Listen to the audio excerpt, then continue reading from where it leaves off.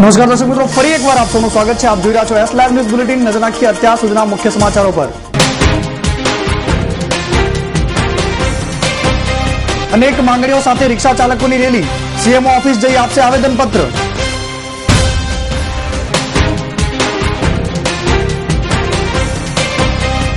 બાપાને ફસાવાયા, ઉશ્કેરણીજનક ભાષણ બદલ કેશુબાપા સહિત 66 સામે કેસ.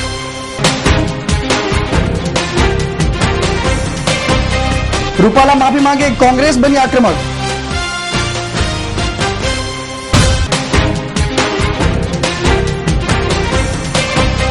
વધુ એક બહાર આવ્યું પોસ્ટર કાંડ. મુલાયમના પોસ્ટર પર ફેંકાઈ કાળી શાહી.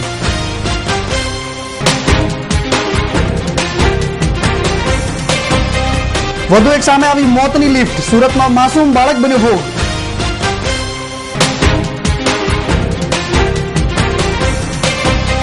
ઝડપાયું બનાવટી કૌભાંડ. પરફ્યુમ અને બનાવટી તેલ સહિત લાખોનો મુદ્દામાલ જપ્ત.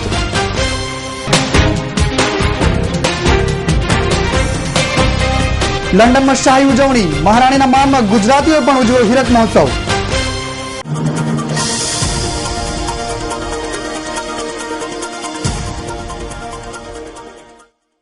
અમદાવાદના ઓટો રિક્ષા ચાલકો પોતાની અનેક માંગણીઓને લઈને છેલ્લા ઘણા સમયથી અસંતુષ્ટ જણાઈ રહ્યા છે.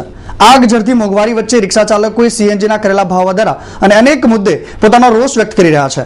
અને જેને પગલે આજે અમદાવાદના ઉસ્માનપુરાથી કૂચ કરીને તેઓ સીએમઓ ઓફિસ ગાંધીનગર જશે અને તેઓ આવેદનપત્ર આપશે.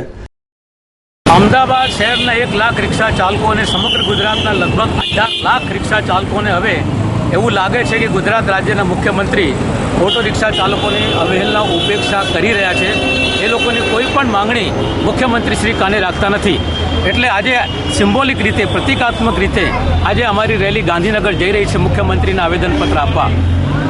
ઓટો રિક્ષા ચાલક આંદોલન સમિતિ જે સામાન્ય ઓટો રિક્ષા ચાલકોએ ઊભી કરી છે અને આજે આ રેલીની અંદર રિક્ષાઓ સાથે, જોકે સરકારે આ રેલીમાં વધારે રિક્ષા નહીં જોડાવા માટેની અમારા પાસેથી ખાતરી લીધી હતી.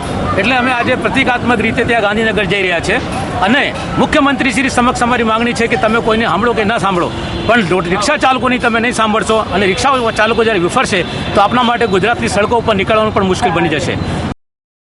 કૂચમાં અનેક રિક્ષા ચાલકો જોડાયા છે. સીએનજી પરના વેટમાં ઘટાડો કરવા ઉપરાંત ભાવ વધારો પાછો ખેંચવા અને ફરી ભાવ નહીં વધે રક્ષણ આપવા સહિત પરમિટ ન આપવા અને રાજ્યના 18 લાખ રિક્ષા ચાલકોના કલ્યાણ માટે કલ્યાણ બોર્ડની રચના થાય તેવી માંગણી સાથેનું આવેદનપત્ર આપવામાં આવશે. છેલ્લા ઘણા સમયથી આંદોલનાત્મક માર્ગ દ્વારા પોતાની માંગ રજૂ કરતા રિક્ષા ચાલકોની સમસ્યાઓનો ક્યારે અંત આવશે તે જોવું રહ્યું. ગુજરાતના ભૂતપૂર્વ મુખ્યમંત્રી કેશુભાઈ પટેલ સહિત 66 વ્યક્તિઓ સામે ઉશ્કેરણીજનક ભાષણ બદલ કેસ દાખલ કરવામાં આવ્યો છે. આ ઘટનાથી સમગ્ર રાજકીય આલમમાં હડકંપ મચી ગયો છે. કોંગ્રેસ સાંસદ વિઠ્ઠલ રાદડિયા, મનપાના અધ્યક્ષ ગોરધન ઝડફિયા અને ખોડલધામ સમિતિના અધ્યક્ષ નરેશ પટેલ પણ સામેલ છે. જૂનાગઢના ભેંસાણ તાલુકાના પંચાયતી સભ્ય પર ગોળીબાર કરવાની ઘટના બાદ સ્થાનિક કાઠી દરબારો સામે સર્જાયેલી પરિસ્થિતિના કારણે બાપા સામે કેસ નોંધાયો છે. રાજ્યમાં રાજકીય ભૂકંપની સ્થિતિ સર્જાઈ છે. તાજેતરમાં જ બાપા અને મોદી વચ્ચેની નારાજગી બહાર આવી રહી છે. કેશુભાઈ સંમેલનોમાં તો તેનો પડઘો પાડી ચૂક્યા છે, તો બીજી બાજુ કેશુભાઈ સામે થયેલા કોર્ટ કેસ માટે મોદી સરકારને જવાબદાર માનતી ચર્ચાએ પણ જોર પકડ્યું છે. બીજી બાજુ પ્રશ્ન થાય છે કે આ સમગ્ર મામલે રાજકીય ફાયદો કોને થાય તેમ છે. ભાજપના રાષ્ટ્રીય ઉપાધ્યક્ષ પુરુષોત્તમ રૂપાલાના વિવાદાસ્પદ નિવેદનને લઈને કોંગ્રેસ ખળબળી ઉઠી છે. આક્રમક મૂડમાં આવેલી ગુજરાત કોંગ્રેસે રૂપાલાને ચોરે ચોટે વિરોધ વ્યક્ત કર્યો છે. ડોક્ટર આંબેડકર અને દલિતો તેમજ મહિલાઓ સંબંધિત વિવાદાસ્પદ નિવેદનથી કોંગ્રેસ આક્રમક બની ગઈ છે. જેના વિરોધમાં અમદાવાદ શહેર કોંગ્રેસે ગુરુવારે સારંગપુરમાં આવેલી ડોક્ટર આંબેડકરની પ્રતિમા આગળ આક્રમક સૂત્રોચ્ચાર કરી ધરણા અને પુતળા દહન કરી ટ્રાફિક જામ કરી દીધો હતો. રૂપાલા માફી માંગે તેવી માંગ સાથે વિવિધ કાર્યક્રમો યોજાયા અને અનેક નેતાઓ ઉપસ્થિત રહ્યા હતા. સંજય જોશી પોસ્ટર કાંડ હજી સમ્યો નથી, ત્યાં ફરી એકવાર પોસ્ટર કાંડની શરૂઆત થઈ ગઈ છે. ગુજરાતમાં પોસ્ટર કાંડ હાલ ચરમસીમાએ છે અને આવા વખતે પોસ્ટર કાંડમાં સપડાયા છે નેતાજી એટલે કે સાયકલના મુખિયા મુલાયમસિંહ યાદવ. અહીં સમાજવાદી પાર્ટીના મહાસચિવ રામજીલાલ સુમન ગુજરાતની મુલાકાતે હતા અને તે દરમિયાન સર્કિટ હાઉસ ખાતે પત્રકાર પરિષદનું આયોજન કરવામાં આવ્યું હતું. સર્કિટ હાઉસની બહાર મુલાયમસિંહના પોસ્ટર પણ લગાવવામાં આવ્યા હતા. પોસ્ટર પર કોઈકની નજર પડી અને ત્યારે પોસ્ટર પર નેતાજીના ચહેરા પર શાહી નાખવામાં આવેલી હતી અને એવું લખાણ પણ લખવામાં આવ્યું હતું કે મુલાયમ ખાન રામ ભક્તોના દુશ્મન, ગુજરાतમાંથી બહાર जाओ. हमारे देश में लोकतंत्र है, सभी दलों को काम करने का पूरा अधिकार है, व्यक्ति की स्वतंत्रता है और मैं समझता हूँ इस तरह का जो लोग काम कर रहे हैं बहुत ओछी और घिनौनी हरकत है. ये सांप्रदायिक शक्तियों का इसमें हाथ है और ऐसे उच्च हथकंडों से समाजवादी पार्टी विचलित होने वाली नहीं है। हम निश्चित रूप से इसकी भर्त्सना करते हैं और समाजवादी पार्टी और ज्यादा मजबूती के साथ गुजरात में प्रयास करेगी, काम करेगी। जनतंत्र में संघर्ष का तरीका होता है। मैंने कहा ना, हर राजनीतिक दल के अपने काम करने का तरीका होता है। इसका मतलब ये नहीं है कि दूसरा राजनीतिक दल उसे रोके। ये तो ओछा हथकंडा है। स्वस्थ परंपरा ये है कि लोग अपनी बात कहें, लोग हमारी बात कहें, जिसकी बात जनता को पसंद आएगी जनता उसे स्वीकार कर लेगी। इस आशय का आचरण किसी भी कीमत पर ठीक नहीं। આ અંગેની જાણકારી મળતા જ કાર્યકર્તાઓમાં રોષ ભભૂકી ઉઠ્યો, પરંતુ અહીં સાયકલનો રાજ નથી, નહીં તો અહીંયા મોટી બબાલ મચી ગઈ હોત। આ તો છે ગાંધીનું ગુજરાત, એટલે સમાજવાદીઓએ માત્ર ગાંધી ચીધ્યા માર્ગે ચાલવાની ચેતવણી આપી હતી। સુરતના શાહપુર વિસ્તારમાં આવેલી બહુમાળી ઇમારતની લિફ્ટે વધુ એક માસૂમ બાળકનો ભોગ લીધો। રમવા માટે પહેલા માળે લિફ્ટમાં જતા આ 7 વર્ષના માસૂમ રુદ્ર દિવાલ અને લિફ્ટની વચ્ચે ફસાઈ ગયો। રુદ્રે પોતાના બચાવ માટે ખૂબ બૂમાબૂમ કરતા લોકો ભેગા થઈ ગયા, પરંતુ રુદ્રને લિફ્ટમાંથી બહાર ન કાઢી શક્યા અને આખરે ફાયર બ્રિગેડને ફોન करता फायर ब्रिगेडનો કાફલો ઘટના સ્થળે પહોંચી ગયો હતો।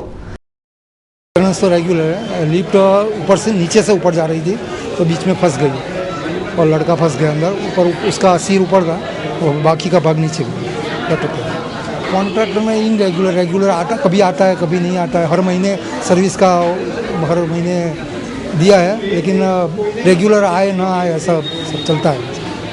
आज 7:30 बजे हमको फायर इमरजेंसी कंट्रोल रूम से मैसेज मिला कि 7 मंजिले का बिल्डिंग है, उसमें जो लिफ्ट चलती है वो लिफ्ट में बच्चा लिफ्ट में फंस हो गया, टेपर्ड हो गया। तो उसके रेस्क्यू के लिए बचाव कॉल का हमको 3 गाड़ी को टर्न आउट दिया गया था। उसमें as a divisional fire officer मैंने को भी टर्न आउट लेना पड़ा था और मैंने टर्न आउट लिया था।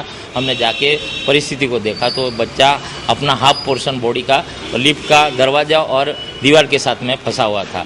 तो ऑलरेडी वो ब्लीडिंग हो रहा था, लेकिन ब्लीडिंग जो हम उसको बंद नहीं कर पाए। लेकिन फिर भी हमने उसको जो ऐसा फंसा हुआ था वो ऊपर भी लिफ्ट बंद हो गई थी, इसलिए उसको हम विंच से हैंडल से उसको बाहर भी नहीं निकाल सकते थे और नीचे भी नहीं ले सकते, क्योंकि बिल्कुल बच्चा फंसा होता है। इसीलिए हमने तुरंत ही फ्लड रेस्क्यू का जो हमारे पास हाइड्रोलिक इक्विपमेंट है वो इक्विपमेंट ने तुरंत मंगवाया और ऑन दी स्पॉट हमने वो स्प्रेडर से उसको जो जहाँ पे फंसा था उसमें मार लगा के उसको स्प्रेड किया और बच्चे को बाहर से ये इजीली बाहर निकल गया। પરંતુ તેઓને પણ રુદ્રને બહાર કાઢવા માટે ભારે જહેમત ઉઠાવવી પડી હતી। ફાયરના જવાનોએ હાઇડ્રોલિક ઇક્વિપમેન્ટ મંગાવી લિફ્ટને કાપીને રુદ્રને બહાર કાઢ્યો અને સારવાર માટે તેને હોસ્પિટલ ખસેડાયો, પણ આખરે મોત બનીને આવેલા કાળ સામે રુદ્ર હારી ગયો। લાખ પ્રયત્નો બાદ પણ તબીબો રુદ્રને ના બચાવી શક્યા। મામાના ઘરે રજાઓ માણવા આવેલા રુદ્રને ક્યાં ખબર હતી કે તેનું આ અંતિમ વેકેશન હતું। રહીશોના જણાવ્યા અનુસાર લિફ્ટ વારંવાર ખરાબ થતી હોવાની ફરિયાદો હતી, પરંતુ મેન્ટેનન્સ માટે લિફ્ટ સર્વિસ કરનારા આ રેગ્યુલર નહોતા આવતા અને જેના કારણે સર્જાઈ આ ભયાનક ઘટના અને મોતનો કોળિયો બન્યો આ માસૂમ જાન। અમદાવાદ સેક્ટર 1 સ્ટ્રાઇકિંગ ફોર્સે બાતમીના આધારે દરોડા પાડી એક બનાવટી પરફ્યુમ અને તેલ બનાવતી ફેક્ટરી ઝડપી પાડી। માધુપુરાના પ્રેમ દરવાજા પાસે તેલિયા મિલ પાસે ડુપ્લિકેટ પરફ્યુમ બનાવતી આ કંપનીને ઝડપી પાડી। બ્રાન્ડેડ કંપનીના ડુપ્લિકેટ પરફ્યુમનો જથ્થો તૈયાર થતો હોવાની બાતમી પોલીસને મળી અને પોલીસે દરોડો પાડ્યો। अहमदाबाद शहर का जो माधवपुरा पुलिस स्टेशन है वो प्रेम दरवाज़ा के बगल में यहाँ जो तेलिया मिल की जो एरिया था, यहाँ गोडाउन में जो परफ्यूम डुप्लीकेट परफ्यूम की ट्रेडमार्क वाले जो जैसे कि पोलो, लोटस जैसे अच्छे अच्छे ट्रेडमार्क परफ्यूम की डुप्लीकेशन यहाँ की जाती थी और परफ्यूम में बिल्कुल मिथाइल अल्कोहल जैसे पदार्थ मिला के यहाँ गड़बड़ के साथ और मानव जान हानि के साथ छेड़ा करने की कोशिश हुई थी।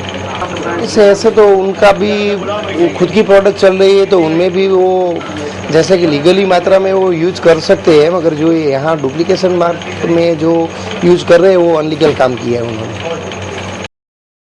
लाखों રૂપિયાના પરફ્યુમનો જથ્થો અને પેકિંગ મટીરીયલ સહિતના મશીનો પણ ઝડપી પાડ્યા। મોડી રાત સુધી ચાલેલી આ કામગીરીમાં ફેક્ટરીના માલિક અને તેના પુત્રને ઝડપી પાડી આગળની કાર્યવાહી હાથ ધરી છે। ઈસવીસન 1952 માં હાલના બ્રિટનના મહારાણી ક્વીન એલિઝાબેથની એમના પિતા જોર્જ છઠ્ઠાના અવસાન પછી રાજા રોડના 6 દાયકા પૂરા થયા। આ નિમિત્તે યોજાયેલા હીરક મહોત્સવને અહીંની પ્રજા ખૂબ જ ધામધૂમથી ઉજવી રહી છે। 4 દિવસની રજાઓ બધાએ અનેક પ્રકારના ઉત્સવો કરીને ભરપેટ માણી। ક્યારેક તડકો, વરસાદ અને વાદળછાયા વાતાવરણ વચ્ચે પલળવાની તૈયારી અને છત્રીઓ સાથે કલાકો સુધી લંડન અને અહીંની થેમ્સ નદી અને એના બંને કિનારાથી માંડી બ્રિટનના બધા જ શહેરોમાં રોડ શો, સ્ટ્રીટ પાર્ટી વડે રંગીન બનાવી દીધી। લંડનના નિસ્ડન વિસ્તારમાં આવેલી વિશ્વવિખ્યાત અક્ષર પુરુષોત્તમ સ્વામિનારાયણ મંદિર અને સ્વામિનારાયણ સંકુલના પ્રાંગણમાં આ નિમિત્તે 2 દિવસ માટે ભવ્ય મેળાનું આયોજન થયું. લંડનની કલા અને સંસ્થાના કલાકારોએ સ્વામિનારાયણ સ્કૂલના વિદ્યાર્થીઓને અનેક પ્રકારના સાંસ્કૃતિક કાર્યક્રમો, ભારતનાટ્યમ, કથક, ભાંગડા અને ગુજરાતી ગરબાઓએ દર્શકોને ડોલાવ્યા હતા. આ મેળામાં સ્વાભાવિક રીતે ખાણીપાણીના સ્ટોલ પણ હોય જ. પાણીપુરી, ભજીયા, ભેળચાટ અને ઢોસા, આઈસ્ક્રીમ ભરપેટ માણવાની તક કોઈ છોડે ખરું? આ ભીડમાં અનેક બ્રિટિશ ગોરા ચહેરાઓ પણ જોવા મળ્યા હતા. બાળકોના મનોરંજન માટે પણ અનેક પ્રકારના ચકડોળથી માંડીને રાઇડ્સની સુવિધાઓ ઉપલબ્ધ હતી. મનગમતા વસ્ત્રોની ખરીદીનો અવસર કોઈ ચૂકવા નહોતું માંગતું. મહિલાઓએ પણ ધામધૂમપૂર્વક આ હીરક મહોત્સવની ઉજવણી કરી. તો આ હતા અત્યાર સુધીના સમાચારોની ખાસ ગતિવિધિઓ માટે આપ નિહાળતા રહો એસ લાઈવ ન્યૂઝ બુલેટિન. નમસ્કાર.